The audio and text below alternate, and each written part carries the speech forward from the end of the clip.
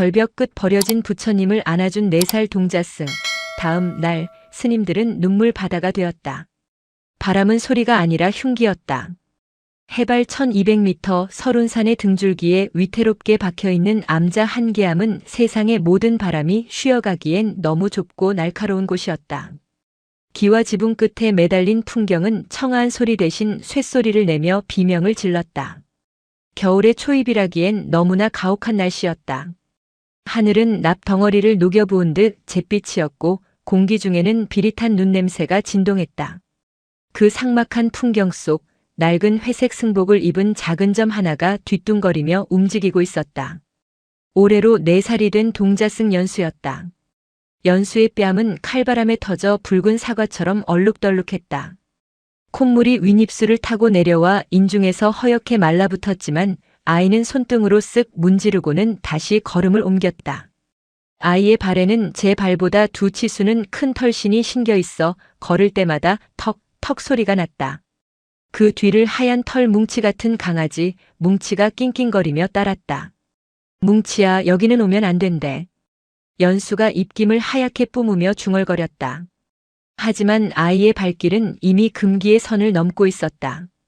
암자의 가장 깊은 뒤편 쓰다 남은 기와장과 썩은 석가래들이 아무렇게나 쌓여있는 버려진 마당이었다.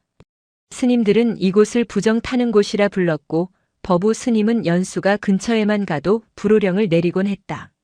하지만 아이에게 금질한 호기심의 다른 이름일 뿐이었다.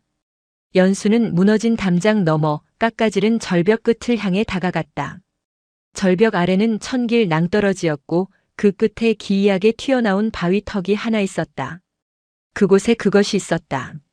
처음엔 그저 눈 덮인 바위인 줄 알았다. 하지만 바람이 거세게 불어 바위 위에 쌓인 눈을 한꺼풀 벗겨내자 거칠고 투박한 형상이 드러났다. 돌로 깎은 불상이었다. 그러나 법당에 모셔진 금치를 하고 온화한 미소를 짓는 부처님과는 달랐다. 표면은 사포보다 거칠었고 이목구비는 뭉개져 있었다. 무엇보다 그 불상의 표정은 미소가 아니었다. 오른쪽 눈가는 깨져나갔고 인매는 고통스럽게 일그러져 마치 울음을 참는 듯한 형상이었다. 누군가 조각하다가 실패해서 혹은 보기에 흉해서 절벽 끝으로 밀어버린 것이 분명했다. 연수는 숨을 멈췄다. 4년이라는 짧은 생 동안 아이가 배운 부처님은 언제나 따뜻한 방 안, 향냄새 가득한 단상 위에 앉아 계신 분이었다. 사람들은 그 앞에서 절을 하고 돈을 놓고 소원을 빌었다. 하지만 이 돌덩이는 차가운 벼랑 끝에서 아무도 보지 않는 하늘을 향해 홀로 앉아 있었다. 춥겠다. 연수의 입에서 튀어나온 첫마디는 경전의 문구가 아닌 본능적인 감각이었다. 아이는 털신을 끌며 절벽 끝으로 더 다가갔다. 연수야, 거기서 뭐 하느냐? 등 뒤에서 날카로운 고함이 터졌다. 법우 스님이었다. 깜짝 놀란 뭉치가 깨갱거리며 연수의 다리 뒤로 숨었다. 법우 스님의 미간에는 깊은 주름이 패여 있었다.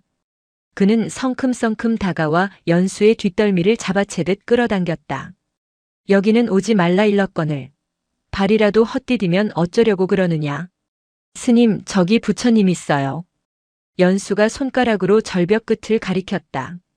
법우 스님은 쳐다보지도 않고 혀를 찼다. 저건 부처님이 아니다. 옛날에 미친 객승이 와서 장난질을 쳐놓은 돌덩이야. 상호가 바르지 않고 기운이 흉해서 내다버린 것이다. 알겠느냐? 흉물이다가 흉물. 흉물이 뭐예요?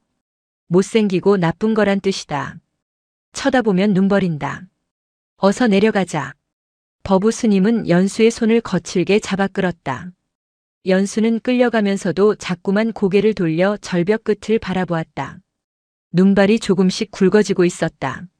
하얀 눈송이가 울퉁불퉁한 돌상의 어깨 위에 내려앉았다. 마치 차가운 수의를 입히는 것 같았다. 못생기면 버려지는 거야? 연수의 작은 머릿속에 물음표가 떠올랐다. 자신도 절 앞에 버려졌다고 들었다. 동네 할머니들이 혀를 차며 했던 말이 떠올랐다. 지질이 복도 없는 놈, 부모 얼굴도 모르고 절밥이나 얻어먹으니. 연수는 자신의 얼굴을 만져보았다. 코가 빨개진 자신의 얼굴과 깨진 눈가를 가진 저 돌부처. 어쩐지 닮았다는 생각이 들었다. 법당의 황금 불상보다는 저 차가운 돌덩이가 훨씬 더 자신과 가까워 보였다. 요사체로 돌아온 연수는 방구석에 앉아 무릎을 끌어안았다.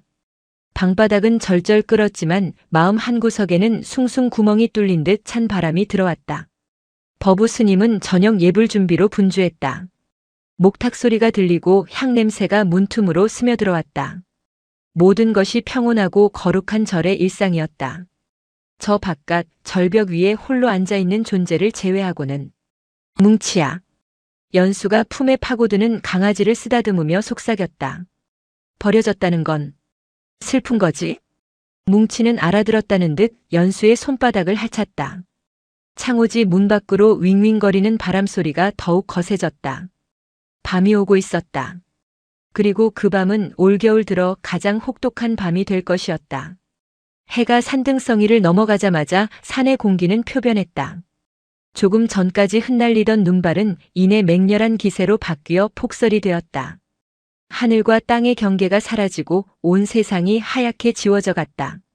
한계암의 큰 방 조실인 무진 스님은 벽을 마주하고 앉아 참선 중이었다. 칠순을 넘긴 그의 등은 굽었으나 앉아있는 자세만큼은 천년 묵은 고목처럼 흔들림이 없었다. 그러나 감은 눈꺼풀 아래로 미세한 떨림이 지나갔다. 바람 소리가 심상치 않았다. 창호지 문이 덜컹거릴 때마다 방 안의 촛불이 위태롭게 흔들렸다. 무진 스님은 깊은 날숨을 뱉으며 눈을 떴다. 그의 시선이 벽에 걸린 낡은 액자에 머물렀다. 불린 문자. 문자에 의존하지 않고 마음으로 깨닫는다는 뜻이다. 하지만 오늘따라 그 글귀가 공허하게 느껴졌다. 저녁 공양 시간 법우 스님이 밥상을 들고 들어왔다. 조실 스님 공양 드십시오. 날씨가 심상치 않습니다. 오늘 밤에는 눈이 꽤 쌓일 것 같습니다. 연수는 무진 스님의 낮고 갈라진 목소리에 법우 스님이 숟가락을 놓으며 대답했다. 방에 재웠습니다. 아까 낮에 또 뒤편 절벽에 갔더군요. 그 흉물스러운 돌덩이를 보러요. 아이가 호기심이 많아 큰일입니다. 담을 더 높이든지 해야지 원. 무진 스님은 숟가락을 들지 않고 가만히 법우 스님을 응시했다. 그 돌이 왜 흉물인가? 법우 스님은 당황한 듯 눈을 깜빡였다. 네? 아, 그야. 조형미도 없고 무엇보다 예전에 그 미치광이 해수 스님이 발작하듯 깎아놓은 것 아니겠습니까? 부처님이라기보다는 귀신 형상에 가깝지요. 신도들이 볼까 무섭습니다. 돌에는 죄가 없다.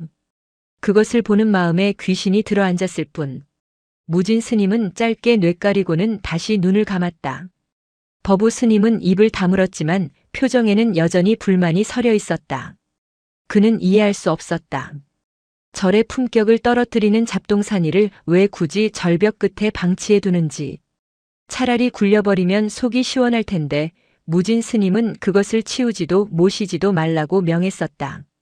그 시각 연수는 이불 속에 누워 있었지만 잠들지 못했다. 밖에서 들려오는 바람 소리가 마치 누군가 문을 긁어대는 소리처럼 들렸기 때문이다. 추울 텐데. 연수의 머릿속은 온통 절벽 위에 돌붙여 생각뿐이었다. 방바닥은 엉덩이가 뜨거울 정도였지만 그 온기가 죄스러웠다.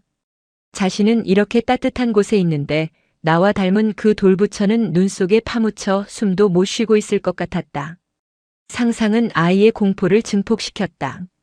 눈이 너무 많이 와서 돌부처가 아예 하얗게 덮여버리면, 아무도 그가 거기 있다는 걸 모르게 되면, 그러다 절벽이 미끄러워서 아래로 쿵 떨어져 버리면, 떨어진 돌부처가 아프다고 울면 누가 달래주지.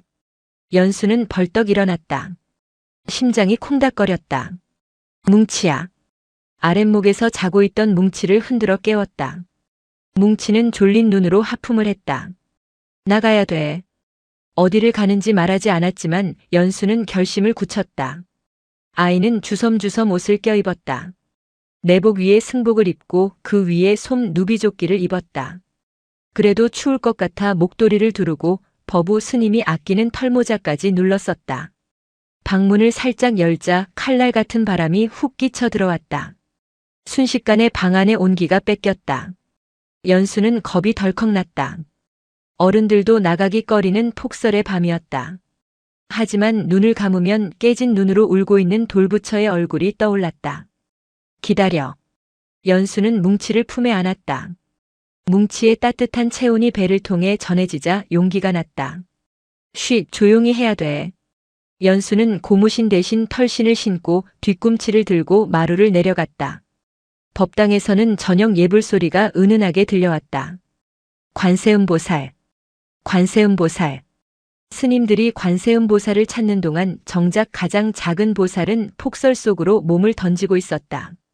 마당에 나서자마자 눈보라가 연수의 뺨을 후려쳤다. 시야는 1미터 앞도 분간하기 힘들었다. 발이 푹푹 빠졌다. 4살배기 아이의 보폭으로는 한 걸음 한 걸음이 사투였다.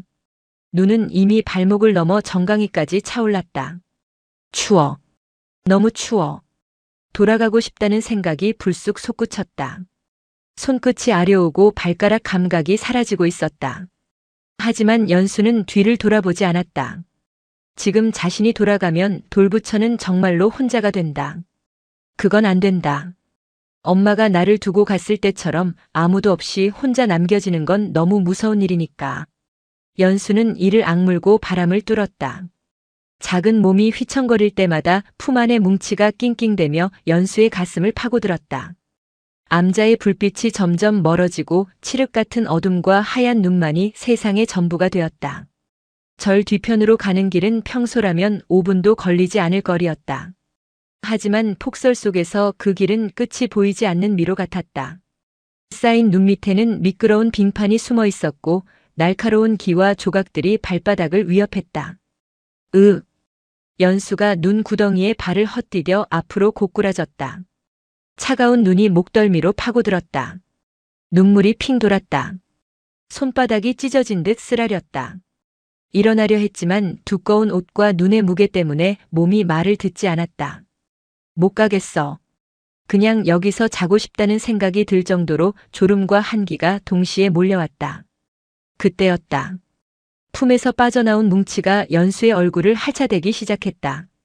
까칠한 혀의 감촉 그리고 멍 하는 작은 짖음. 그 소리에 연수는 정신을 차렸다.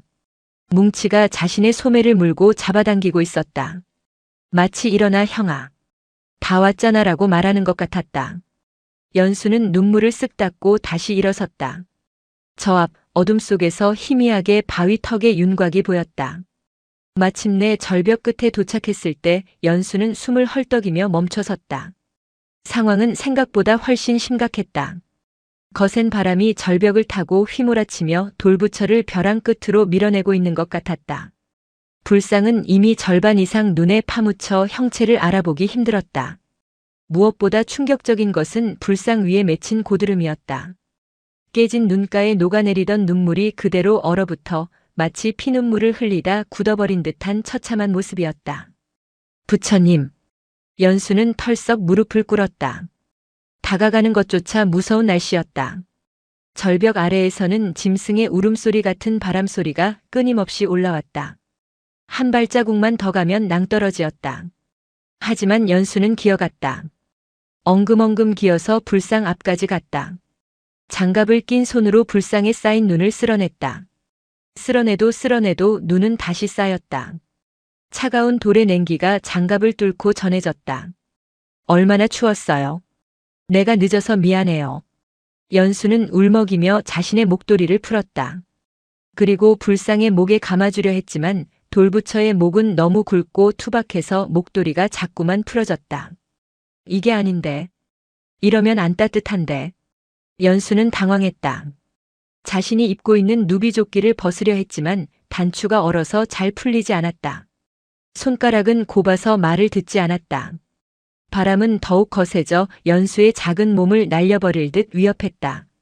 이대로는 안 된다. 눈은 계속 쌓이고 돌부처는 점점 더 얼음덩어리가 되어가고 있었다. 연수는 본능적으로 깨달았다. 옷가지 따위로는 이 추위를 막을 수 없다는 것을. 연수는 뭉치를 안아들었다. 뭉치도 추위에 떨고 있었다. 뭉치야, 우리 부처님 안아주자. 응? 연수는 돌부처의 무릎, 그것이 무릎인지 뭉개진 돌덩이인지 알 수 없었지만 사이로 파고들었다. 그리고 자신의 작은 두 팔을 벌려 차가운 돌부처의 허리를 껴안았다. 아, 차가워. 살이 닿는 곳마다 얼음장이었다. 승복 너머로 냉기가 칼처럼 파고들었다. 하지만 연수는 팔을 풀지 않았다. 오히려 더 꽉 껴안았다. 자신이 가진 모든 온기를 이 돌에게 주겠다는 듯이. 내가 따뜻하게 해줄게요. 연수는 웅크리고 앉아 등을 바람막이로 삼았다. 자신의 등 뒤로 눈보라가 쏟아졌다. 아이는 뭉치를 자신의 배와 돌부처 사이에 끼워 넣었다. 아이와 강아지 그리고 돌부처. 셋은 하나가 되어 서로의 체온을 공유하기 시작했다. 기이한 일이었다. 처음에는 살이 찢어질 듯 춥더니 시간이 지나자 몽롱한 온기가 느껴지기 시작했다. 연수의 입에서 나오는 뜨거운 입김이 돌부처의 가슴팍에 닿았다. 입김은 닿자마자 하얗게 얼어붙어 서리꽃을 피워냈다. 절벽 아래 깊은 어둠 속에서 바람이 휘몰아쳤지만 연수는 더 이상 무섭지 않았다. 품에 안은 돌덩이가 마치 엄마의 등처럼 든든하게 느껴졌다. 아이의 심장 소리가 쿵, 쿵, 쿵 돌에게 전해졌다. 돌부처의 심장도 같이 뛰는 것 같았다. 연수의 속눈썹에 눈이 내려앉아 무거워졌다. 의식이 가물가물해졌다. 잠들면 안 된다는 것을 알았지만 눈꺼풀은 천근만근이었다. 스님, 나 졸려요. 연수는 마지막 힘을 짜내어 불쌍해 깨진 눈가에 자신의 볼을 비볐다. 울지 마요. 이제 내가 있으니까. 아이의 따뜻한 뺨이 차가운 돌에 닿은 그 순간 칠흑 같은 어둠 속에서 미세한 빛의 파동이 일렁인 것은 누구도 보지 못한 찰나였다. 눈보라가 아이와 불상을 거대한 고치처럼 감싸 안았다.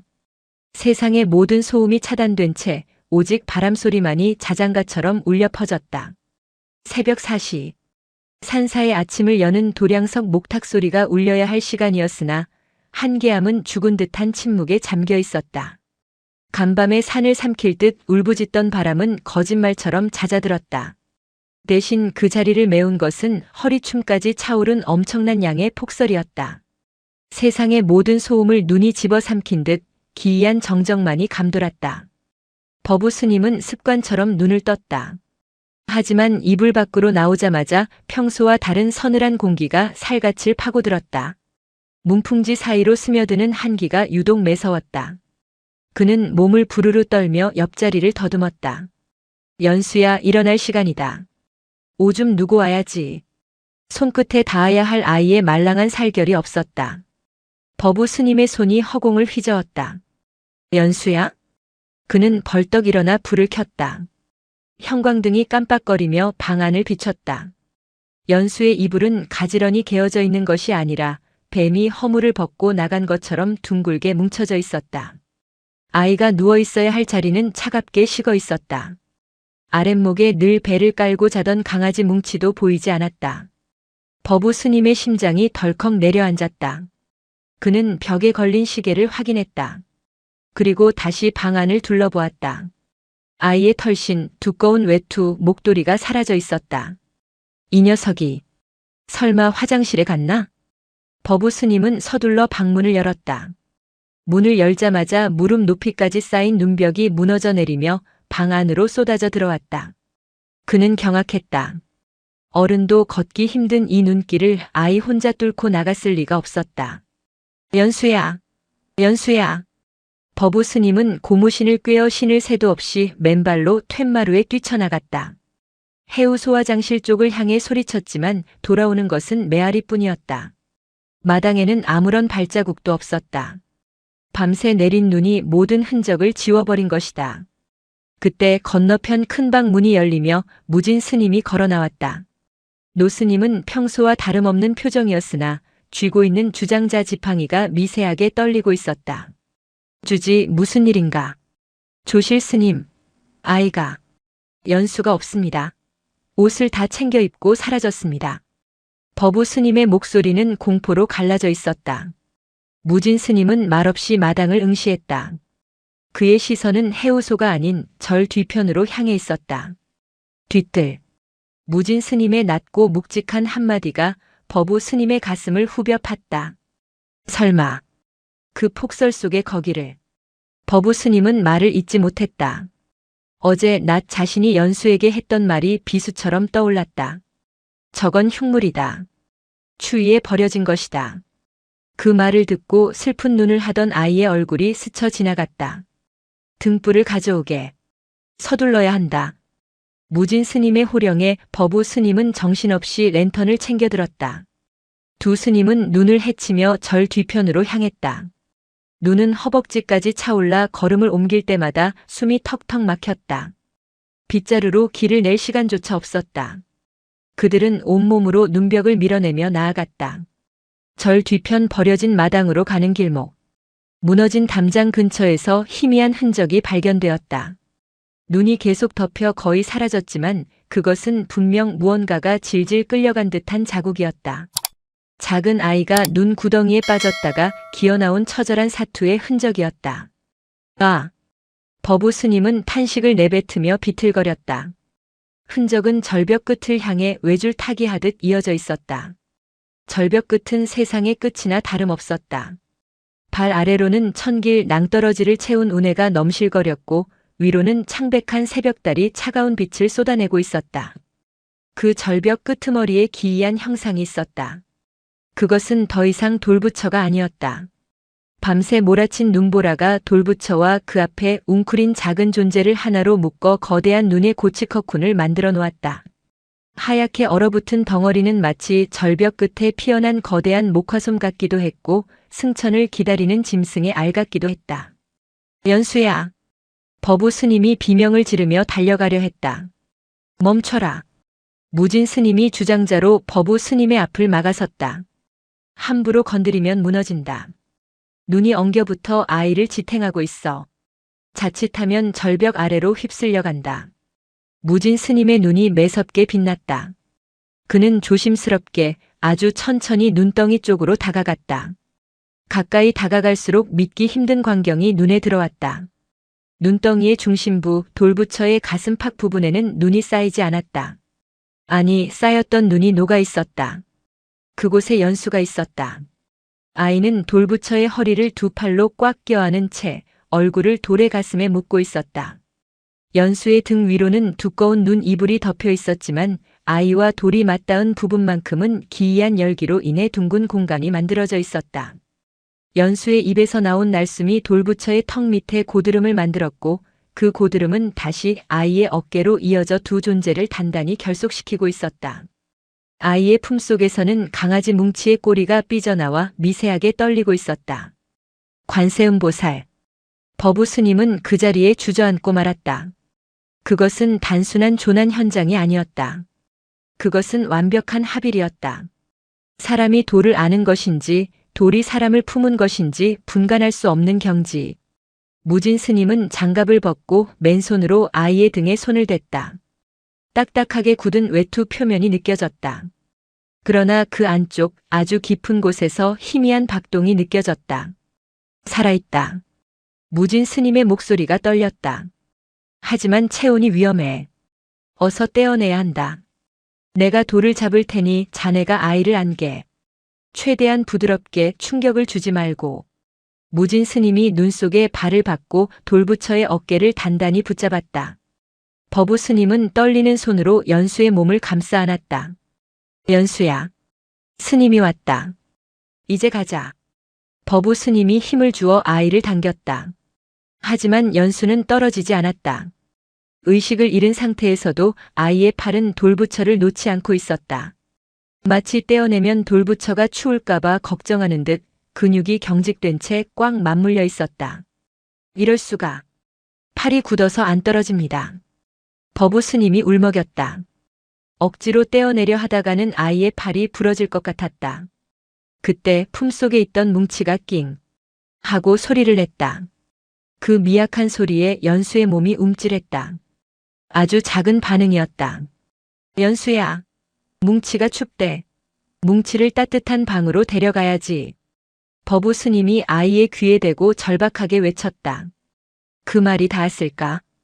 돌부처를 옥죄고 있던 아이의 팔에 힘이 스르르 풀렸다. 그 순간 바스락거리는 소리와 함께 돌부처의 가슴팍에 붙어있던 얼음막이 깨졌다. 법우 스님은 얼른 아이를 품에 안아들었다. 아이의 몸은 얼음장처럼 차가웠지만 돌부처와 맞닿아 있던 가슴 안쪽만큼은 놀랍도록 따끈했다. 무진 스님은 아이가 떨어진 돌부처를 바라보았다.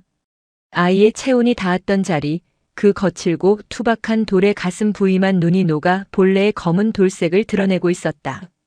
마치 심장이 뛰는 자리처럼. 돌부처의 일그러진 인매는 여전했지만 무진 스님의 눈에는 그 표정이 더 이상 고통스러워 보이지 않았다. 그것은 긴 밤을 견뎌낸 자의 안도감처럼 보였다. 한계암의 요사체는 전쟁터와 다름없었다. 방 안의 온도를 최고로 높이고 두꺼운 이불을 깔았다. 법우 스님은 연수의 젖은 옷을 벗기고 미지근한 물수건으로 아이의 온몸을 닦아냈다. 급격히 열을 가하면 심장에 무리가 갈 수 있다는 무진 스님의 지시에 따라 천천히, 아주 천천히 체온을 높여야 했다. 연수의 몸은 처참했다. 손가락과 발가락은 검붉게 변해 있었고 뺨은 동상으로 인해 하얗게 얼룩져 있었다. 품에 안겨있던 뭉치만이 연수의 체온 덕분에 비교적 멀쩡하게 깨어나 방구석에서 낑낑대고 있었다. 어리석은 놈, 어리석은 놈. 법우 스님은 연수의 팔다리를 주무르며 끊임없이 중얼거렸다. 그것은 아이를 향한 것이 아니라 자신을 향한 질책이었다. 저건 흉물이다. 쳐다보지도 마라. 자신이 무심코 던진 그 말이 이 작은 아이를 사지로 내몰았다. 아이에게는 흉물도 폐기물도 아니었다. 그저 추위에 떨고 있는 친구였을 뿐이다. 법우 스님은 불경을 수만 번 독송했지만 정작 자비가 무엇인지 모르는 사람은 자신이었음을 뼈저리게 깨달았다. 1시간, 2시간. 시간이 더디게 흘렀다. 무진 스님은 연수의 머리맡에 앉아 입정에 든 채 아이의 길을 살피고 있었다. 그의 손이 아이의 이마에 얹혀 있었다. 고요를 깨고 작은 신음소리가 들렸다. 연수야. 법우 스님이 화들짝 놀라 아이의 얼굴을 들여다보았다. 연수의 눈꺼풀이 파르르 떨리더니 아주 느리게 떠졌다. 초점 없는 눈동자가 천장을 향하다가 이내 법우 스님의 얼굴을 찾았다. 님. 목소리는 갈라져서 거의 들리지 않았다. 그래, 나다. 법우 스님이야. 괜찮니? 어디 아픈 데는 없어. 법우 스님이 아이의 손을 꼭 잡았다. 연수는 힘겹게 고개를 돌려 방 안을 살폈다. 그러다 구석에 있는 뭉치를 보고는 희미하게 입꼬리를 올렸다. 뭉치. 살았네. 그래, 뭉치도 살고 너도 살았다. 이제 걱정 마라. 하지만 연수의 눈빛은 여전히 불안하게 흔들렸다. 아이는 무언가를 찾듯 입술을 달싹였다. 저기요. 스님. 말해라. 물 줄까? 배고프니? 연수는 고개를 아주 미세하게 가로저었다. 그리고 갈라진 입술로 힘겹게 한 문장을 뱉어냈다. 부처님은요? 법우 스님의 숨이 턱 막혔다. 죽다 살아난 아이가 묻는 첫마디가 제 몸 걱정이 아니었다. 돌부처님. 혼자. 추울 텐데. 이불. 덮어줬어요? 법우 스님은 입술을 깨물었다. 눈물이 왈칵 쏟아지려는 것을 가까스로 참았다. 그는 고개를 끄덕이며 거짓말을 했다. 아니, 그것은 곧 지켜야 할 약속이었다. 그래. 덮어줬다. 아주 두꺼운 이불로 덮어줬어. 이제 안 춥다. 다행이다. 연수는 그제야 안심한 듯 깊은 숨을 내쉬며 다시 눈을 감았다. 아이의 얼굴에 핏기가 조금씩 돌아오고 있었다. 그 모습을 지켜보던 무진 스님이 조용히 자리에서 일어났다.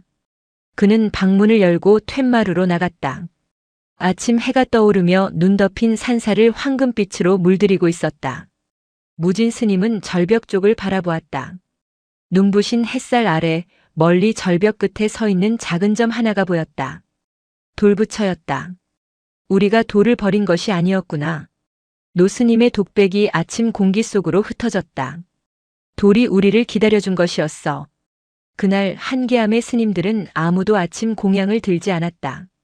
대신 모두가 삽과 빗자루를 들고 절 뒤편으로 향했다. 버려진 마당으로 가는 길을 뚫기 위해서였다. 그것은 단순히 눈을 치우는 작업이 아니었다. 그들의 마음속에 쌓여있던 편견과 오만의 벽을 허무는 수행이었다. 폭설이 그치고 사흘이 지났다. 한계암으로 오르는 길은 여전히 끊겨 있었으나 세상에는 길 없는 곳을 기어이 밟고 들어오는 부류가 있었다. 김영민은 15년차 다큐멘터리 사진작가였다. 그는 침묵의 소리라는 주제로 설산의 풍경을 담기 위해 설운산을 찾았다가 조난 직전까지 몰렸다. 가까스로 민가 대신 발견한 암자의 처마 밑에서 하룻밤을 노숙하듯 보낸 그는 새벽녘 기이한 광경을 목격했다. 스님들이 눈을 치우고 있었다. 그런데 그 방향이 이상했다. 법당이나 요사체 앞이 아닌 절 뒤편 으슥한 숲으로 향하는 길을 내고 있었던 것이다. 무언가 있다. 작가의 직감이 꿈틀거렸다. 스님들이 예불을 드리러 들어간 사이 형민은 아이젠을 단단히 조이고 스님들이 낸 길을 따라 걸음을 옮겼다. 길 끝은 가파른 절벽이었다. 그리고 그 벼랑 끝에 세상의 모든 풍파를 정면으로 맞고 있는 돌덩어리 하나가 있었다. 형민은 카메라 뷰파인더에 눈을 갖다 대다가 숨을 멈췄다. 이게 대체 그것은 단순한 불상이 아니었다. 기괴하게 일그러진 표정의 섣불. 그런데 그 주변의 풍경이 비현실적이었다. 영하 20도의 혹한 속 절벽 위에 모든 사물이 꽁꽁 얼어붙어 있는데 오직 불상 주변 반경 1m가량의 눈만 동그랗게 녹아 있었다. 마치 누군가 밤새 그곳에 웅크리고 앉아 난로가 되어준 것처럼. 더욱 놀라운 것은 불상의 가슴팍이었다. 거친 돌 표면에 하얀 서리꽃이 피어 있었다. 그것은 자연적인 현상이 아니었다. 누군가의 뜨거운 입김과 체온이 닿았다가 급격히 식으면서 만들어낸 인간의 흔적이 빚어낸 결정체였다. 눈 녹은 자리에는 작은 아이의 발자국과 강아지의 발자국이 어지럽게 찍혀 있다가 굳어 있었다. 찰칵. 셔터 소리가 정막을 깼다. 형민은 홀린 듯 셔터를 눌렀다. 붉은 아침 햇살이 비스듬히 불상을 비췄다. 일그러진 불상의 얼굴이 고통이 아닌 환희로 보이는 순간이었다. 그는 자신이 평생 찍어온 사진 중 최고의 걸작이 탄생했음을 직감했다. 그때였다. 거기 누구십니까? 버부 스님의 호통이 벼락처럼 떨어졌다. 형민은 깜짝 놀라 뒤를 돌아보았다. 죄송합니다. 길을 잃어서. 여기는 출입금지 구역입니다. 당장 나가시오. 형민은 쫓겨나듯 한계암을 내려왔다.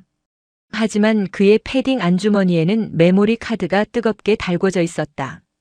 그는 하산하는 내내 뷰파인더로 본 잔상을 지울 수 없었다. 차가운 돌에서 느껴지던 기이한 온기. 그것은 미스터리이자 감동이었다. 서울로 돌아온 김영민은 사진 보정 작업을 거의 하지 않았다. 원본 그 자체가 압도적인 힘을 가지고 있었기 때문이다. 그는 자신의 SNS와 사진 커뮤니티에 단 한 장의 사진을 업로드했다. 제목 채운 마이너스 돌을 녹인 아이 설명 설운산 절벽 끝, 버려진 불상을 위해 밤새 그 곁을 지킨 흔적. 기적은 신이 만드는 것이 아니라 순수가 만든다. 반응은 폭발적이었다. 게시물은 업로드된 지 4시간 만에 좋아요 10만 개를 돌파했고 이튿날 주요 포털 사이트 메인에 걸렸다. 댓글창은 뜨겁게 달아올랐다.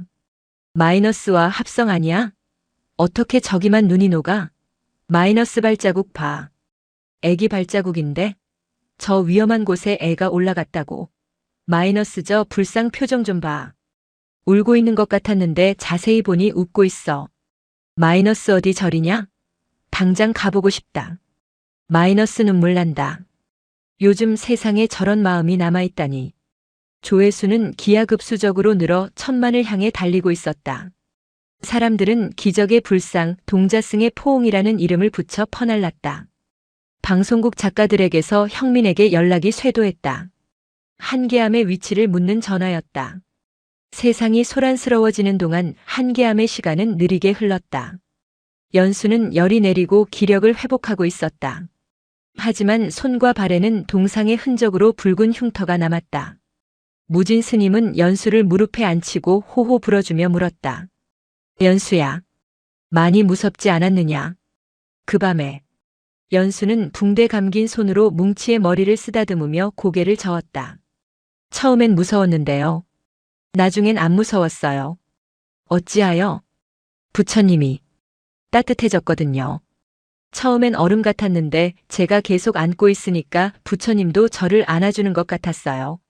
심장 소리도 들렸는걸요. 무진 스님은 아이의 맑은 눈동자를 깊이 들여다보았다. 노 스님은 알 수 있었다. 그것은 환각이 아니었다. 무라일체. 대상과 내가 하나가 되는 경지를 이 어린아이는 본능적으로 행한 것이다. 그래. 내가 돌을 살렸다. 아니에요, 스님. 연수가 해맑게 웃었다. 돌이 저를 살려줬어요. 바람을 막아줬거든요. 무진 스님은 가슴 한구석이 묵직해짐을 느꼈다. 세상 사람들은 아이가 불상을 구했다고 말하겠지만 진실은 서로가 서로를 구원한 것이었다. 그것이 인연이었다. 한계암의 고요는 오래가지 못했다. 사진 속 장소가 한계암이라는 사실이 네티즌 수사대에 의해 밝혀진 것이다. 주말이 되자 평소라면 등산객 몇 명만 오가던 산사에 수백 명의 인파가 몰려들었다.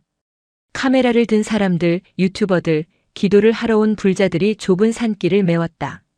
여기가 그 기적의 현장입니까? 그 동자승은 어디 있나요? 불상 좀 봅시다. 기 좀 받게요. 사람들은 통제선을 넘어 절벽으로 향하려 했다. 법우 스님과 처사들이 온몸으로 막았지만 역부족이었다. 조용하던 수행 도량은 순식간에 관광지 장터처럼 변해버렸다. 개 중에는 값비싼 패딩을 입고 명품 가방을 든 중년 여성이 있었다. 그녀는 법우 스님을 붙들고 돈 봉투를 내밀었다. 주지 스님, 제가 우리 아들 대학 합격 기원 기도를 올리고 싶은데 그 기적의 동자승이 직접 축원 좀 해주게 해주세요. 사례는 섭섭지 않게 하겠습니다. 법우 스님은 흔들렸다. 퇴락해가는 절의 살림살이가 늘 걱정이었다. 이 기회에 불사를 일으키고 절을 중창할 수 있지 않을까 하는 욕심이 고개를 들었다. 잠시만 기다리십시오. 아이가 몸이 안 좋아서. 법우 스님은 슬그머니 연수의 방으로 갔다. 연수는 창문 틈으로 바글거리는 사람들을 겁먹은 눈으로 바라보고 있었다. 연수야, 잠깐만 나와보겠니? 너를 좋아하는 보살님들이 오셨다. 맛있는 과자도 주신단다. 연수는 주저하며 마루로 나갔다. 그러자 사람들의 시선이 일제히 아이에게 꽂혔다. 쏟아지는 플래시 세례. 환호성. 어머, 얘인가 봐. 생각보다 더 어리네. 야, 손 좀 흔들어 봐. 중년 여성이 다가와 연수의 붕대 감긴 손을 덥석 잡았다. 아이고, 이 손이 기적을 만든 손이구나. 얘야, 아줌마가 이거 줄 테니까 나를 위해 기도 한 번만 해주렴. 여성은 5만 원권 지폐 몇 장을 연수의 주머니에 찔러 넣으려 했다. 연수는 소스라치게 놀라 뒤로 물러섰다. 싫어요. 어머, 얘. 돈 싫어하는 사람도 있니? 이걸로 맛있는 거 사 먹으라니까. 연수는 바닥에 떨어진 돈을 보며 울먹였다. 아이에게 그 종이 조각들은 폭설보다 더 차갑고 무서운 것이었다. 이건 따뜻하지 않아요. 연수의 말에 좌중이 조용해졌다. 이걸로는 부처님을 덮어줄 수 없잖아요. 종이는 얇아서. 부처님이 추워요. 아이의 순수한 일갈이었다. 돈으로 기적을 사고 돈으로 치장을 하려는 어른들의 욕망을 정면으로 꿰뚫는 말이었다. 중년 여성의 얼굴이 붉게 달아올랐다. 그때 무진 스님이 주장자를 내리치며 툇마루에 나타났다. 벼락 같은 소리가 소음을 잠재웠다. 모두 나가시오. 이곳은 구경거리가 있는 서커스장이 아니다. 부처는 돈으로 만나는 것이 아니거늘 어찌 이리도 어리석단 말인가. 무진 스님의 서슬 퍼런 호령에 사람들은 쭈뼛거리며 뒷걸음질 쳤다.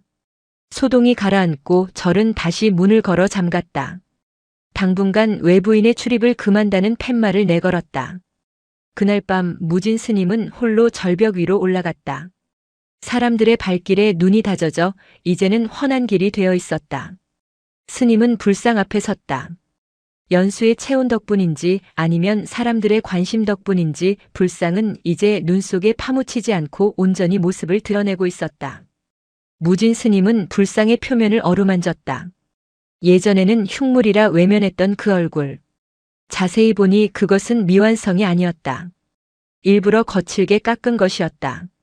매끈하게 다듬어진 부처가 아니라 중생의 고통을 짊어지느라 살가죽이 트고 상처 입은 아버지의 얼굴을 하고 있었다. 스님은 불상의 등 뒤편 바위 틈새에 끼어 있는 이끼를 걷어냈다. 그곳에 희미하게 새겨진 글귀가 보였다. 내 딸을 위해 깎다. 죄 많은 아비가. 무진 스님은 탄식했다. 아, 그랬구나. 이 불상은 30년 전 이 절에 머물다 간 어느 석공 처사가 남긴 것이었다. 그는 병든 딸을 살리기 위해 절에 들어와 밤낮으로 불상을 깎았다.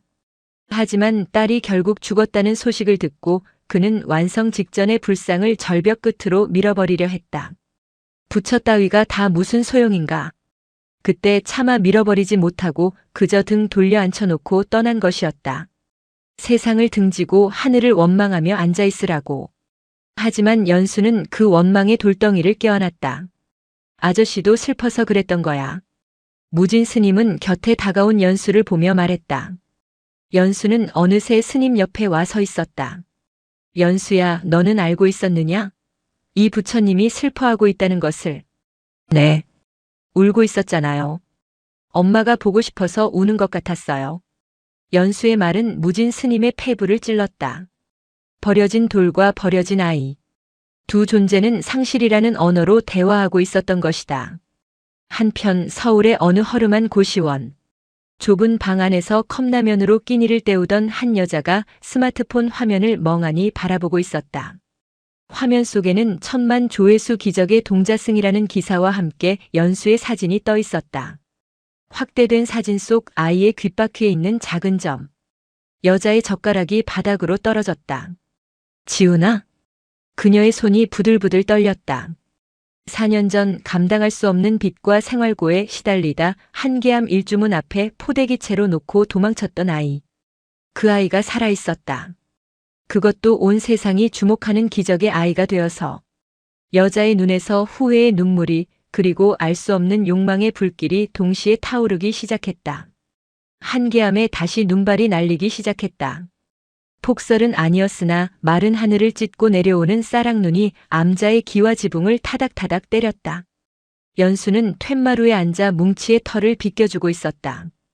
동상의 후유증으로 아직 손가락 끝이 붉었지만 아이는 부지런히 손을 놀렸다. 뭉치야, 시원하지? 스님이 그러는데 털을 빗어야 새 옷을 입는데. 그 평화로운 풍경 속으로 불협화음 같은 발소리가 끼어들었다. 일주문을 지나 마당으로 들어선 여자는 등산복 차림이 아니었다. 얇은 코트에 굽이 다른 부츠. 산을 오르기엔 부적절한 차림새였다.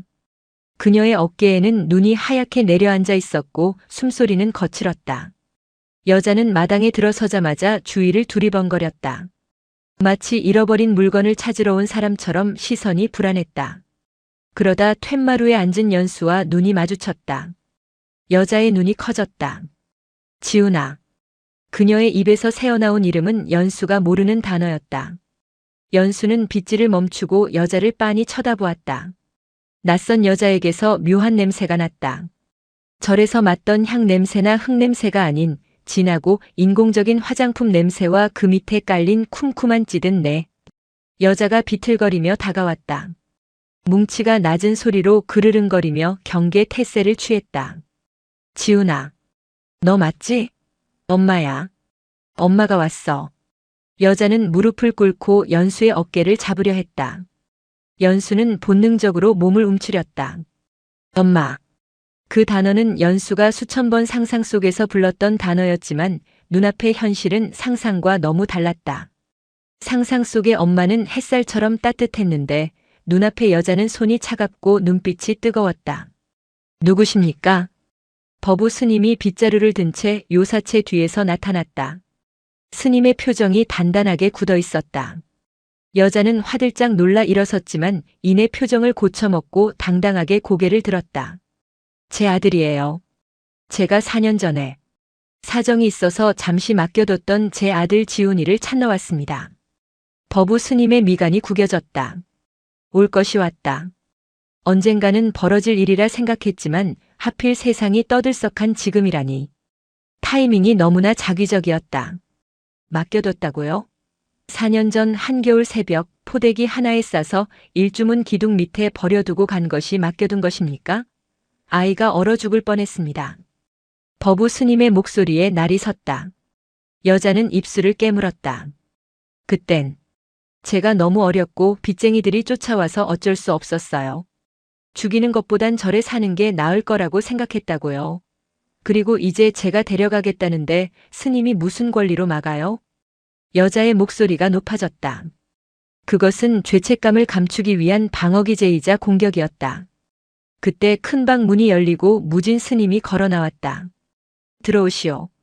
마당에서 할 얘기가 아니오. 무진 스님은 연수를 바라보지 않았다. 다만 그 눈빛이 깊은 우물처럼 고요하면서도 서늘했다. 큰 방 안의 공기는 무거웠다. 여자는 이름이 최은숙이라고 했다. 그녀는 찻잔을 쥔 손을 떨면서도 곁눈질로 방 안을 살폈다. 낡은 가구와 검소한 살림살이를 보며 실망한 기색이 역력했다. 연수는 무진 스님의 무릎 곁에 딱 붙어 앉아 있었다. 은숙이 연수를 향해 손짓했다. 지훈아, 이리 와. 엄마 옆에 앉아야지. 연수는 고개를 저으며 무진 스님의 옷자락을 더 꽉 쥐었다. 은숙의 얼굴이 일그러졌다. 애한테 무슨 짓을 한 거예요? 엄마를 못 알아보게 세뇌라도 시켰나요? 아이는 기억하지 못합니다. 당신이 버렸을 때 핏덩이였으니까. 무진 스님의 말은 건조했다. 세뇌가 아니라 시간이 만든 거리입니다. 보살님, 4년이요. 아이가 말을 배우고 걸음마를 떼고 아플 때 밤새 알았던 그 모든 시간에 당신은 없었소. 그러니까 지금이라도 보상하겠다고요. 저도 이제 자리 잡았어요. 인터넷 보니까 우리 지훈이가, 아니 연수가 유명해졌더라고요. 후원금도 꽤 들어왔을 거 아니에요. 그 돈 애 앞으로 된 거죠? 제가 친권자니까 제가 관리해서 애 잘 키울게요. 본색이 드러나는 데는 오래 걸리지 않았다. 은숙은 조급했다. 그녀의 눈은 아이를 보는 것이 아니라 아이 뒤에 서광처럼 비치는 기회를 보고 있었다. 빚을 청산하고 인생을 역전할 기회. 법우 스님이 참지 못하고 소리쳤다. 당신 정말 구제불능이군. 아이가 보고 싶어서 온 게 아니라 돈 냄새를 맡고 온 게야? 여기가 어디라고 감히. 말 조심하세요. 내가 낳았어요. 내 배 아파 낳은 내 새끼라고요. 법대로 해요. 유전자 검사하면 바로 나와요. 은숙이 악을 썼다. 방 안의 정적이 깨지고 고성이 오갔다. 연수는 귀를 막고 몸을 떨었다. 버려진다는 건 슬픈 거야. 연수의 머릿속에 그 말이 맴돌았다. 그런데 눈앞에 엄마라는 사람은 자신을 다시 찾으러 왔다면서 왜 저렇게 무서운 얼굴을 하고 있을까? 왜 자꾸 돈 이야기를 하고 스님들에게 화를 낼까? 연수는 벌떡 일어났다. 싫어. 아이의 외침에 싸움이 멈췄다. 연수의 눈에 눈물이 가득 고여 있었다. 아줌마 싫어. 우리 스님한테 소리 지르지 마. 엄마 아니야. 우리 엄마는. 연수는 말을 잇지 못하고 울음을 터뜨렸다. 연수가 꿈꾸던 엄마는 이런 사람이 아니었다. 절벽 위에서 얼어붙은 돌부처를 안았을 때 느꼈던 그 묵직하고 아픈 유대감, 차라리 그 돌덩이가 더 엄마 같았다. 은숙은 당황했다. 아이가 자신을 거부할 줄은 몰랐다. 그녀는 급하게 연수를 끌어안으려 했다. 지훈아, 아니야. 엄마가 미안해. 잠깐만. 그녀가 연수의 팔을 낚아채는 순간 연수는 비명을 지르며 뿌리쳤다. 차가워. 아줌마 손 차가워. 그 말은 비수처럼 은숙의 가슴에 꽂혔다. 아이는 알고 있었다. 채우는 거짓말을 하지 않는다는 것을. 그녀의 손은 욕망으로 뜨거웠을지 모르나 사랑이 없어 차가웠다. 무진 스님이 조용히 그러나 단호하게 말했다. 아이가 싫다 합니다. 돌아가시오. 은숙은 순순히 물러나지 않았다. 그녀는 다음 날 경찰과 변호사 사무장이라는 남자를 대동하고 다시 나타났다. 아동 유괴 및 불법 점유로 신고했습니다. 기가 막힌 노릇이었다. 버린 사람은 그녀인데 유괴범은 스님들이 되었다. 경찰은 난처한 표정으로 법우 스님을 바라보았다. 스님 죄송하지만 친권자가 나타나면 법적으로는 방법이 없습니다. 아이를 인도하셔야 합니다. 입양 절차를 정식으로 밟은 것도 아니시고. 법은 냉정했다. 기른 정은 법전 어디에도 명시되어 있지 않았다. 마당에는 긴장감이 감돌았다. 은숙은 의기양양한 표정으로 연수의 방으로 향했다. 지훈아, 가자. 서울 가서 맛있는 햄버거도 먹고 장난감도 사줄게.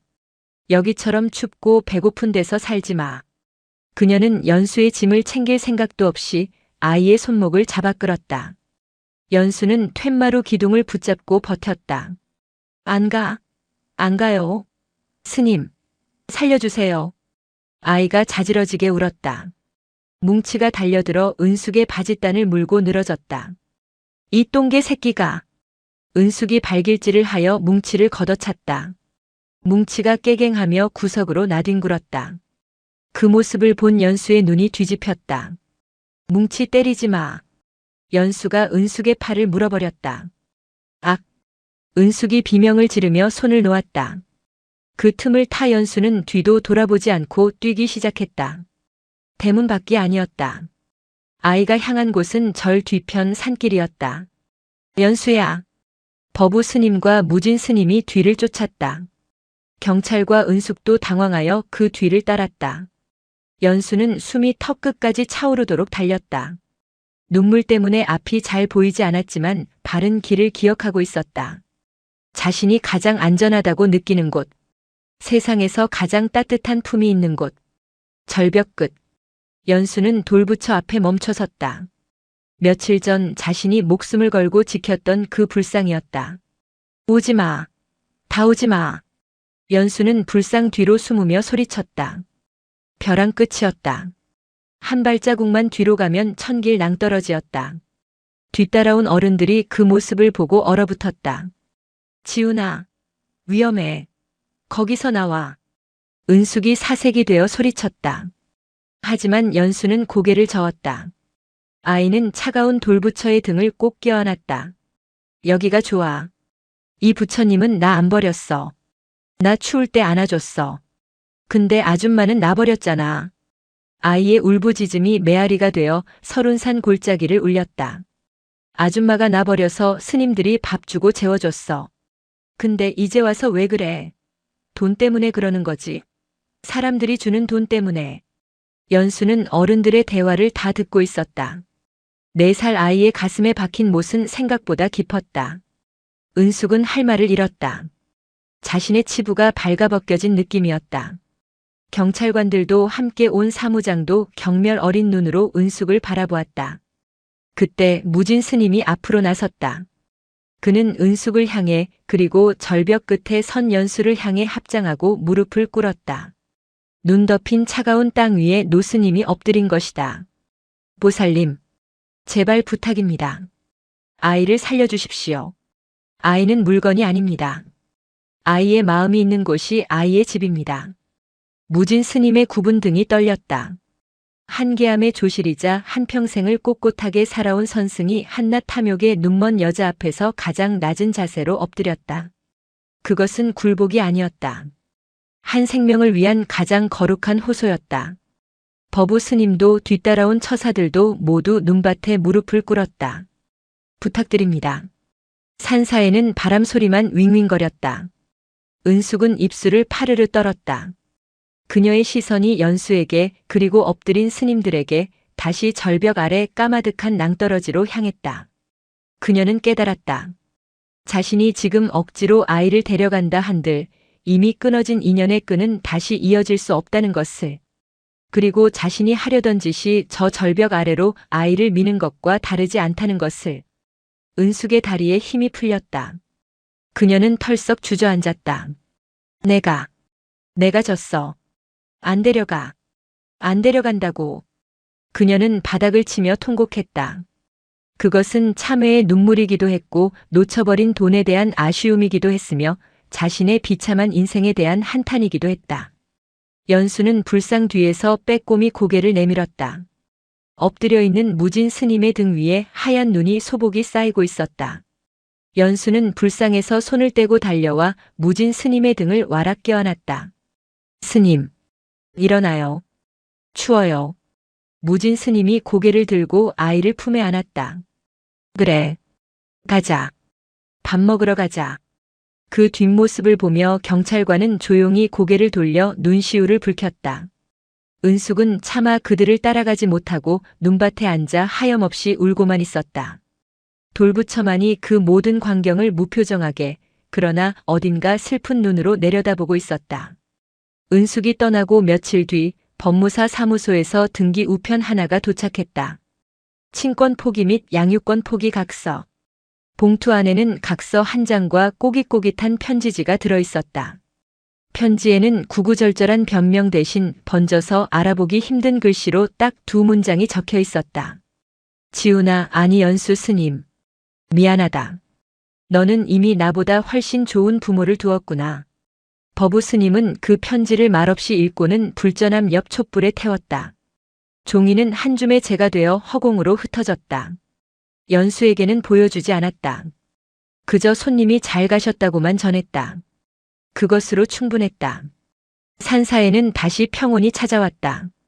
하지만 예전과 같은 고요는 아니었다.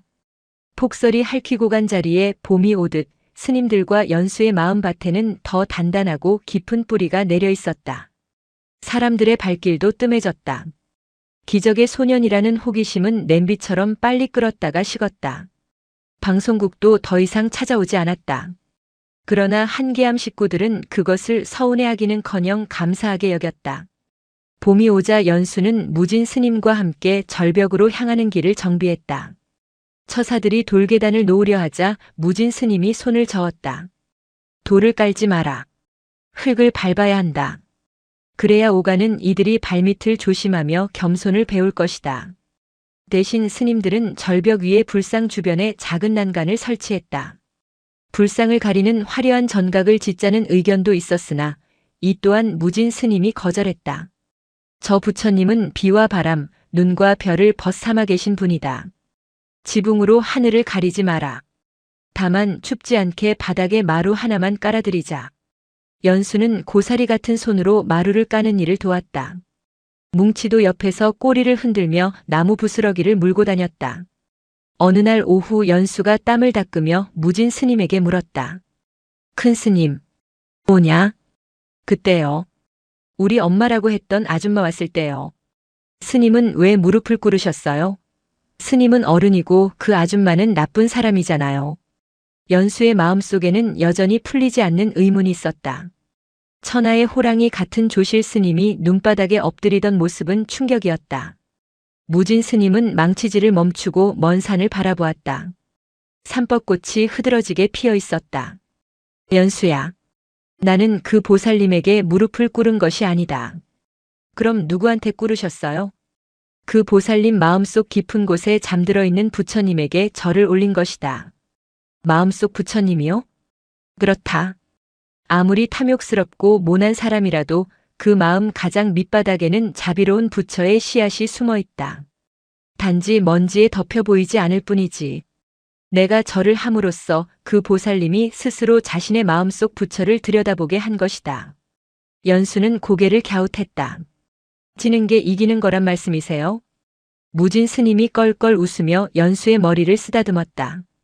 비슷하구나. 힘으로 누르면 튕겨나가지만 엎드려 품으면 녹아내리는 법이다. 내가 저 돌부처님을 품어서 녹였듯이 말이다. 연수는 그제야 알 듯 모를 듯 고개를 끄덕였다. 아이는 불상에 무릎을 쓸어보았다. 봄볕을 받아 따뜻하게 데워진 돌의 감촉이 좋았다. 이제 이 불상은 버려진 불상이 아니었다.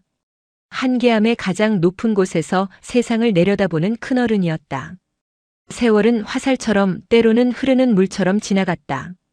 한계암의 풍경 소리가 20번의 겨울을 넘겼다. 한때 볼이 빨간 동자승이었던 연수는 이제 어깨가 딱 벌어진 건장한 청년 승려가 되었다. 법명은 해산. 지혜로운 산이라는 뜻으로 무진 스님이 직접 지어준 이름이었다. 늙은 개 뭉치는 3년 전 연수의 품에서 조용히 숨을 거두었다. 연수는 절벽 가는 길목 양지 바른 곳에 뭉치를 묻어주었다. 녀석은 죽어서도 절벽 위에 부처님을 지키는 문지기가 되고 싶었으리라. 그리고 오늘 또 하나의 이별이 준비되고 있었다. 무진 스님의 방에는 옅은 향 내음만이 감돌았다. 아흔을 넘긴 노스님은 자리에 눕지 않고 벽을 향해 앉아 있었다. 좌탈인망. 앉아서 죽음을 맞이한다는 고승들의 마지막 모습이었다. 기력이 다해 뼈만 남은 등이었지만 그 꼿꼿함은 설운산의 기상을 닮아 있었다. 해산아. 모기 소리만 한 부름의 연수, 아니 해산 스님이 무릎걸음으로 다가갔다. 네, 큰 스님. 곁에 있습니다. 법우는 어디 갔느냐? 주지 스님께서는 공양간에서 미음을 끓이고 계십니다. 드시고 가셔야지요. 허허, 가는 길에 짐만 된다. 되었다. 무진 스님은 천천히 고개를 돌려 해산을 바라보았다. 눈동자는 탁해졌으나 그 안의 광채는 여전히 맑았다. 해산아. 기억하느냐? 내가 4살 때 했던 질문을. 해산은 눈시울이 뜨거워지는 것을 참으며 고개를 끄덕였다. 기억합니다. 버려진 건 불상인지 아니면 마음인지 여쭈었지요. 그래. 그 답을 찾았느냐? 해산은 잠시 침묵했다. 지난 20년의 수행, 그리고 자신을 버린 어머니와 자신을 거둬준 스님들, 절벽 위에 돌부처와의 시간을 되돌아보았다. 찾았습니다, 스님. 말해보거라. 세상에 버려진 것은 없습니다. 잠시 잊힌 것이 있을 뿐입니다. 누군가 기억해주고 이름을 불러주고 체온을 나눠주면 그것은 다시 생명을 얻습니다. 저 돌부처님이 제가 스님에게 그랬던 것처럼요. 무진 스님의 입가에 옅은 미소가 번졌다. 옳거니. 이제 내 할 일은 다 했구나. 스님은 가늘게 떨리는 손을 들어 해산의 손을 잡았다. 거칠고 투박한 노인의 손과 단단하고 따뜻한 청년의 손이 포개졌다. 춥지 않다. 내가 있어. 따뜻하구나. 그것이 마지막이었다. 무진 스님은 잡은 손에 힘을 빼지 않은 채 고요히 숨을 멈췄다. 입적. 방 안에 촛불이 바람도 없는데 한번 크게 일렁이다가 사그라들었다. 해산은 통곡하지 않았다. 대신 스님의 손을 자신의 이마에 대고 오랫동안 엎드려 있었다. 죽음은 끝이 아니라 또 다른 계절로 넘어가는 문턱임을 이제는 알기 때문이었다. 무진 스님의 다비식 화장이 끝나고 첫눈이 내리는 날이었다. 해산은 두툼한 소못 하나를 챙겨 들고 절 뒤편으로 향했다. 20년 전 자신의 키보다 훨씬 커 보였던 돌계단은 이제 성큼성큼 두어 걸음이면 오를 수 있었다. 절벽 끝에 다다르자 익숙한 실루엣이 보였다. 벼랑 끝에 부처님. 세월의 풍파에 코는 더 뭉개지고 귀퉁이는 떨어져 나갔지만 불상은 여전히 그 자리를 지키고 있었다. 이제는 한계암의 명물이 되어 많은 이들이 찾아와 소원을 빌고 가는 곳. 불상 앞에는 누군가 놓고 간 사탕과 동전들이 눈에 덮여 있었다. 바람이 거세게 불어왔다. 해산은 가져온 소못을 펼쳤다. 그리고 아주 능숙한 손길로 불상의 어깨에 옷을 덮어주고 옷깃을 여며주었다. 올겨울도 많이 춥겠습니다. 잘 견뎌주십시오. 해산은 불상을 꼭 껴안았다. 차가운 돌의 냉기가 승복을 뚫고 전해졌지만 해산은 춥지 않았다. 돌 안에서 뛰고 있는 뜨거운 심장 소리가 들리는 듯 했다. 그것은 20년 전 자신의 심장 소리였고 무진 스님의 심장 소리였으며 이곳을 다녀간 수많은 사람들의 간절한 염원이 만든 박동이었다. 눈발이 굵어졌다. 해산이 산을 내려가는 뒷모습 위로 하얀 눈이 쌓였다. 절벽 위 소못을 입은 돌부처는 눈 내리는 세상을 향해 빙그레 웃고 있는 듯 했다. 그날 밤 한계암의 불빛은 밤새 꺼지지 않았다. 누군가의 온기가 필요한 모든 존재들을 위하여. 무진 스님의 49제가 끝난 한계암은 적막했다. 큰 스님의 기침 소리가 사라진 방은 마치 주인을 잃은 거대한 동굴처럼 서늘했다. 이제 주지 소임을 맡게 된 해산 연수은 새벽 도량석을 돌며 그 빈자리의 무게를 실감했다. 예전에는 그저 따라가기만 하면 되었던 발자국이 이제는 보이지 않았다. 눈 덮인 마당에 첫 발자국을 찍어야 하는 것은 오롯이 자신의 몫이었다. 함께 늙어버린 버부 스님은 이제 허리가 굽어 거동이 불편했다. 해산은 버부 스님을 요사체의 가장 따뜻한 아랫목에 모셨다. 스님, 공양 드실 시간입니다. 해산이 흰죽을 쑤어 들어갔다. 버부 스님은 흐릿한 눈으로 해산을 올려다보았다. 해산아. 예, 스님. 나는 여전히 부끄럽구나.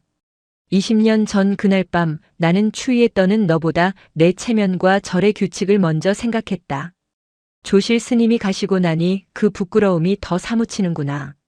법우 스님은 숟가락을 들 힘도 없는지 손을 떨었다. 해사는 조용히 숟가락을 들어 스님의 입가에 가져다 대었다. 스님, 그때 저를 씻기고 살려낸 건 스님의 손이었습니다. 후회는 지나간 바람 같은 것입니다. 잡지 마시고 흘려보내십시오. 해산의 말에 법우 스님은 눈물을 글썽였다. 핏덩이 같던 아이가 어느새 거목이 되어 자신의 그늘이 되어주고 있었다. 그것은 세월이 주는 가장 잔인하고도 아름다운 선물이었다. 겨울이 깊어가던 어느 날이었다. 한계암으로 올라오는 가파른 산길에 낯선 인기척이 느껴졌다. 관광객들의 발길이 끊긴 혹한기였다. 해사는 마당을 쓸다 말고 일주문 쪽을 바라보았다. 검은 패딩 점퍼에 낡은 배낭을 맨 노파 한 명이 지팡이의 의지에 힘겹게 올라오고 있었다. 허름한 행색과 깊게 패인 주름 그리고 한쪽 다리를 저는 모습이 고단한 삶을 대변해 주었다. 노파는 해산을 보자마자 황급히 고개를 숙여 얼굴을 감췄다. 그리고는 법당이 아닌 절 뒤편으로 가는 길을 물었다. 저 부처님을 뵈러 왔습니다. 목소리는 갈라져 있었다. 해사는 합장하며 길을 안내했다. 길이 미끄럽습니다. 조심하십시오. 노파는 대답 대신 구분 등을 보이며 절벽 쪽으로 향했다. 해사는 그 뒷모습에서 기시감을 느꼈다. 낯설지 않은 그러나 기억하고 싶지 않은 냄새. 그것은 오래된 화장품 냄새가 아니라 삶에 찌들고 후회에 절어버린 냄새였다. 노파는 그날부터 매일 한계암을 찾았다. 그녀는 법당에 들어오지도 스님들에게 말을 걸지도 않았다.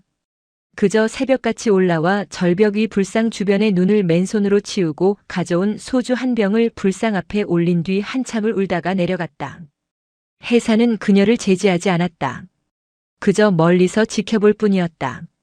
어느 날 폭설이 쏟아지던 오후였다. 노파가 내려갈 시간이 지났는데도 모습이 보이지 않았다. 해사는 털신을 신고 절벽으로 향했다. 예상대로였다. 노파는 불상 앞에 쓰러져 있었다. 저체온증으로 몸이 딱딱하게 굳어가고 있었다. 보살님, 정신 차리십시오. 해사는 노파를 둘러엎었다. 가벼웠다. 깃털처럼 가벼운 무게가 해산의 등 뒤로 전해졌다. 20년 전 자신이 무진 스님의 등에 엎였을 때가 떠올랐다. 그때 스님도 나를 이렇게 무겁게, 아니 가볍게 느끼셨을까.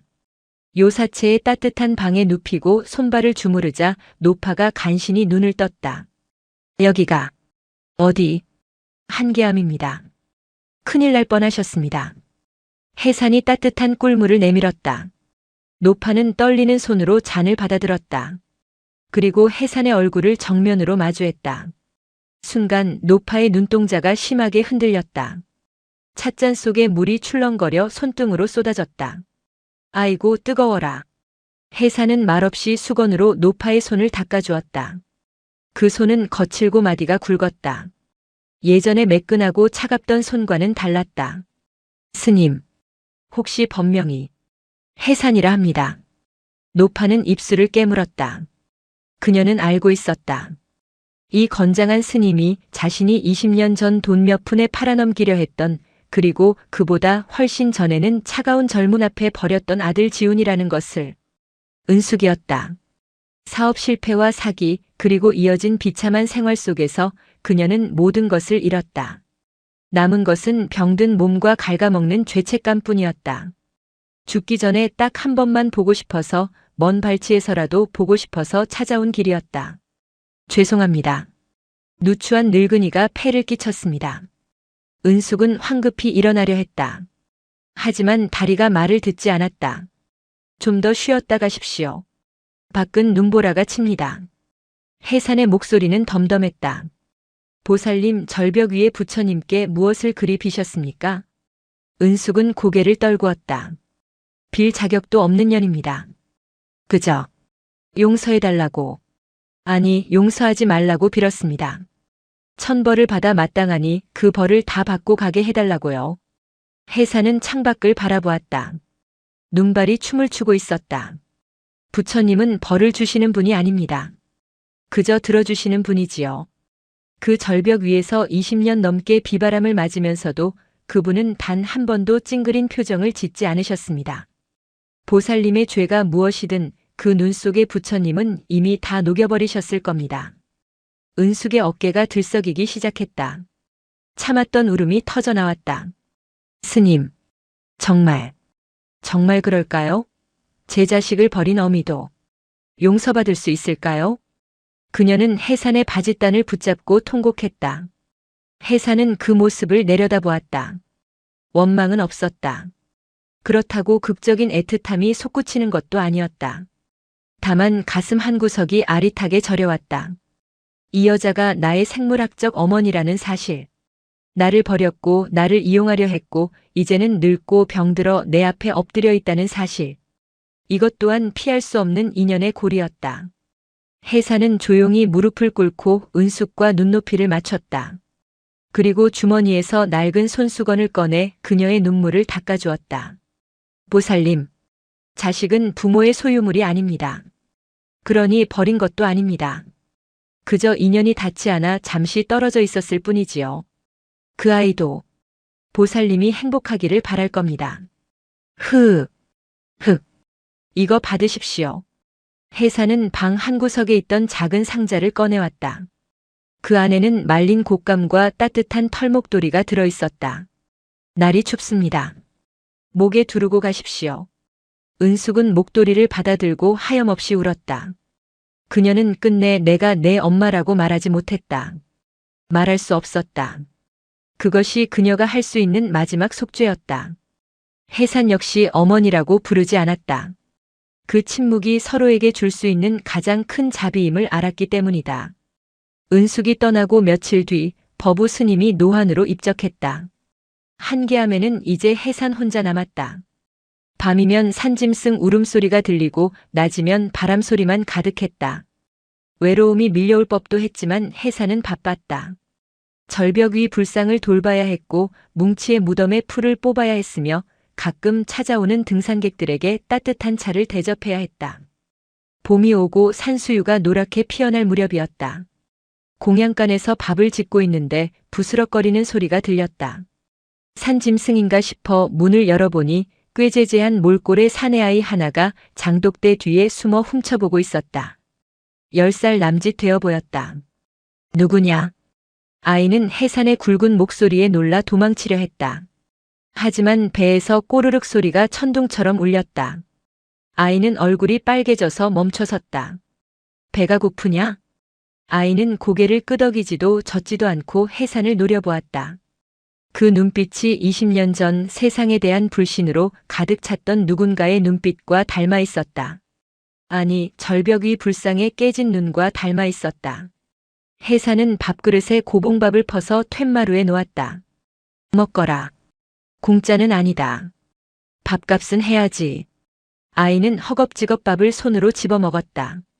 개걸스럽게 먹는 모습을 보며 해산은 미소 지었다. 다 먹으면 마당이나 쓸어라. 아이는 밥을 다 먹고도 도망가지 않았다. 시키지도 않았는데 빗자루를 들고 마당을 쓸기 시작했다. 갈 곳이 없는 모양이었다. 혹은 돌아갈 곳이 없거나. 해산은 아이에게 이름을 묻지 않았다. 왜 여기까지 왔는지도 묻지 않았다. 무진 스님이 자신에게 그랬던 것처럼. 저녁 예불 시간 해산이 목탁을 치자 아이가 법당 문틈으로 빼꼼히 들여다보았다. 스님, 저 돌부처님은 왜 밖에 있어요? 아이가 물었다. 추워서 그런 거냐? 아니요. 외로울까 봐요. 다른 부처님들은 다 금색집에 있는데 쟤만 밖에 있잖아요. 해산은 목탁채를 내려놓고 아이를 불렀다. 이리 와보거라. 아이가 쭈뼛거리며 다가오자 해산은 아이를 데리고 절 뒤편으로 향했다. 어둠이 내린 절벽 위 달빛을 받은 불상은 여전히 그 자리에 앉아 있었다. 저 부처님은 받기 좋아서 계신 게 아니다. 세상에서 가장 추운 곳에 있어야 가장 추운 사람들이 찾아오기 쉽기 때문이다. 가장 추운 사람? 그래. 너처럼 배가 고프거나 마음이 시리거나 갈 곳 없는 사람들 말이다. 황금으로 된 집 안에 있으면 신발을 벗고 들어가기 무섭지 않겠느냐? 하지만 저분은 눈밭에 계시니 누구나 와서 기댈 수 있는 것이다. 아이는 입을 벌리고 불상을 바라보았다. 너도 한번 안아드려라. 네? 돌인데? 돌이지만 따뜻할 것이다. 내 마음이 따뜻하면 돌도 따뜻해지는 법이다. 아이는 조심스럽게 다가가 불상의 무릎을 만져보았다. 그리고 해산의 눈치를 한번 보더니 불상을 와락 껴안았다.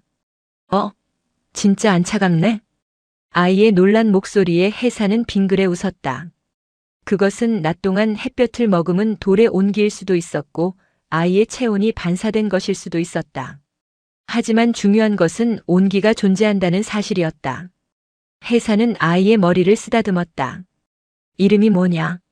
민재요. 김민재. 그래, 민재야. 오늘부터 내가 저 부처님 친구가 되어드려라. 세월은 또다시 흘러 해산의 머리에도 서리가 내렸다. 한계암은 이제 꽤 유명한 절이 되었다. 소원을 들어주는 절벽 부처라는 소문이 퍼져 많은 이들이 찾아왔다. 하지만 사람들은 소원을 빌러왔다가 주지 스님의 짧은 법문을 듣고 오히려 눈물을 흘리며 내려가곤 했다. 버리는 마음이 있으면 줍는 마음도 있어야 합니다. 세상이 차갑다고 욕하지 마십시오. 여러분의 손바닥이 따뜻하지 않습니까? 그 손으로 무엇이든 안으면 그것이 곧 부처가 됩니다. 어느 겨울날 해산은 홀로 절벽 위에 섰다. 불상은 이제 이끼가 덮여 형체를 알아보기 힘들 정도로 자연에 동화되어 있었다. 하지만 해산의 눈에는 여전히 선명했다. 깨진 눈과 일그러진 인매, 그리고 그 안에 담긴 무한한 연민. 해산은 불상 앞에 앉았다. 무릎이 시려왔지만 마음은 편안했다. 부처님 잘 지내셨습니까? 바람이 대답하듯 해산의 옷자락을 흔들었다. 저도 이제 갈 때가 된 것 같습니다. 스님들이 보고 싶군요. 어머니도, 뭉치도. 해산은 눈을 감았다. 지난 60년의 세월이 주마등처럼 스쳐 지나갔다. 버려진 아이였던 시절, 절벽 위에서 죽음을 각오하고 돌을 껴안았던 밤, 그리고 평생을 그 온기에 빚지며 살아온 날들. 버려진 건 불상일까요, 마음일까요? 어린 날의 질문이 다시 떠올랐다. 해산은 이제 답을 안다. 버려진 것은 없었다. 그날 절벽 위에는 눈이 내렸지만 그 눈은 차가운 덮개가 아니라 세상을 감싸 안는 포근한 이불이었다. 우리가 서로를 포기하지 않는 한 세상에 버려진 것은 아무것도 없었다. 해산의 몸 위로 하얀 눈이 소복이 쌓이기 시작했다. 그는 불상과 나란히 앉아 마치 오랜 친구와 담소를 나누듯 미소를 머금은 채 깊은 선정에 들었다. 다음 날 아침 눈을 치우러 올라온 젊은 민재 스님은 절벽 끝에서 두 개의 불상을 보았다. 하나는 돌로 만든 불상이었고 하나는 사람이 만든 불상이었다. 두 불상의 어깨 위로 아침 햇살이 눈부시게 쏟아지고 있었다. 그 주변의 눈은 신기하게도 다 녹아 있었다. 영상이 마음에 드셨다면 구독과 좋아요, 댓글 부탁드립니다. 부탁드립니다. 부탁드립니다. 부탁드립니다. 부탁드립니다.